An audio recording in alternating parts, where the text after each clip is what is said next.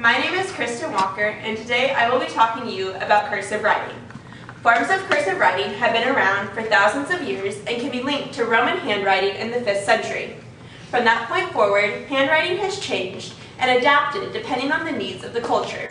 The cursive handwriting that is used today is a variation of previous forms of writing and was created to be legible and standardized. According to a brief history of penmanship on National Handwriting Day by Jenny Comm, penmanship in the United States was valued and showed social status.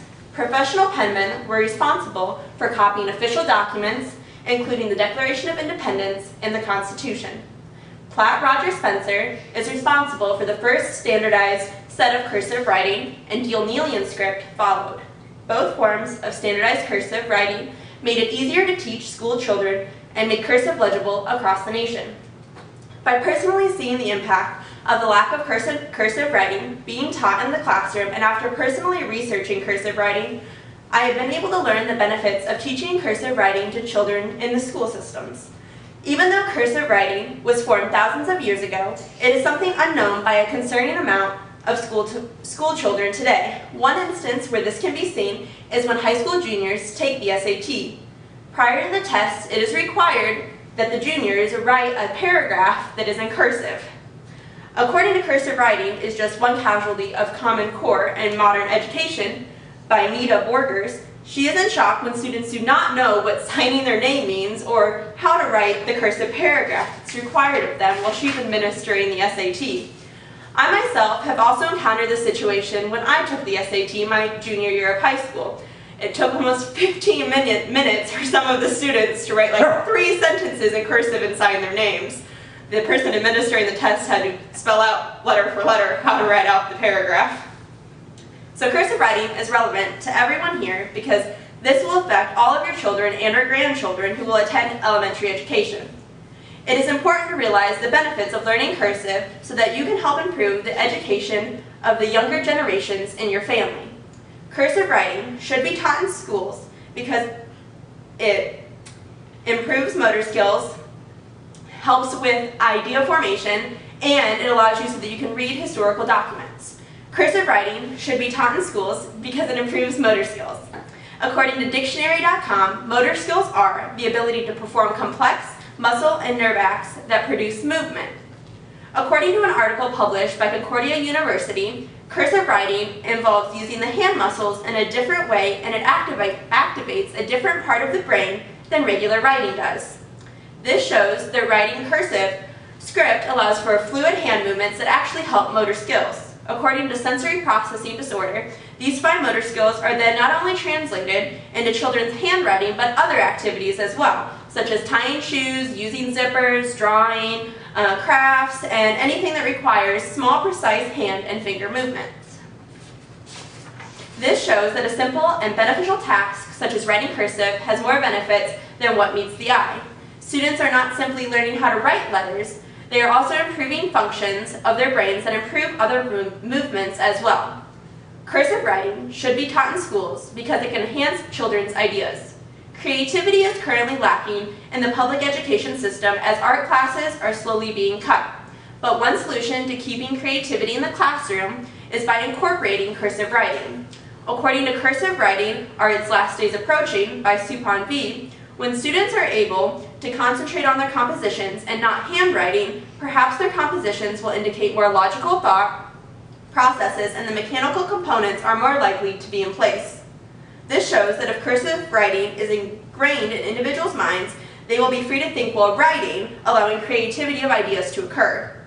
According to an article by Carpenter, 15% of students who wrote their essay in cursive did slightly better than those who used some other type of handwriting when completing the writing section on the SAT. Both of these sources prove that when cursive writing is used, a different portion of your brain operates, which allows for the creation of better ideas. This creativity fosters a stronger imagination and better thought process skills that cannot be gained from learning how to write on a keyboard.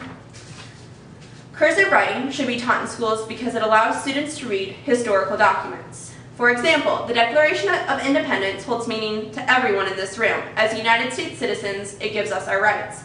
The Declaration of Independence states, "We hold these truths to be self-evident, that all men are created equal, that they are endowed by their Creator with certain unalienable rights, that are among these are life, liberty, and the pursuit of happiness."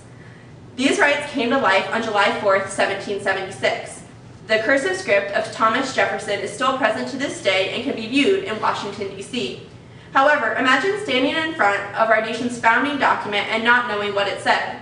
Imagine your grandchildren unable to read the documents that founded and continue to shape our country today.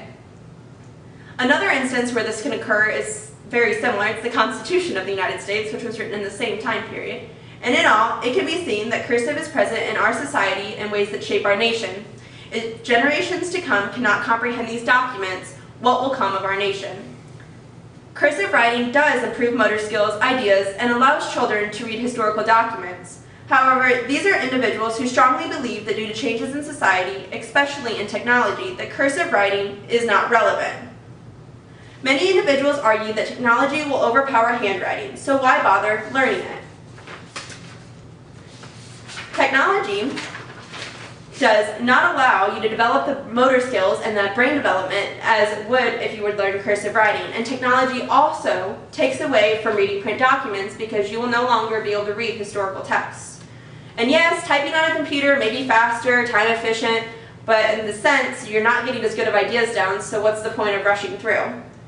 Also, another argument is that people are so sloppy when they write cursive, you can't read what they're saying, how am I supposed to grade it if you're a teacher? But one way that this can be done is the standardized methods, and one standardized method that was created is the Spencerian alphabet, which you can tell is very fancy in script, and it was created more of the 1800s time period when they would have used this font, but now presently in the 1990s, Danielian cursive was created, and you can tell that yes, it's cursive, but it's very close to a handwritten script that a kindergartner would learn anyway, so it's not as hard of a transition and it's not as complicated maybe as some would say to learn. And by teaching this version, it's easy and standardized so that all children can read it and all children can write it because of how simple it is. So in conclusion, it can be seen that there's much more to cursive writing than squiggly lines and fancy letters.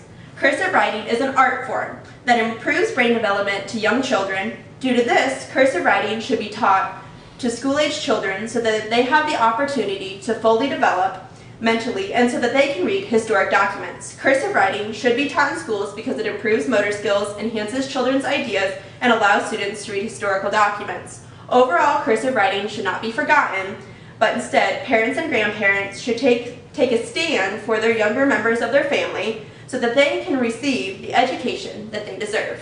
Thank you. Does anybody have any questions? All right, thanks.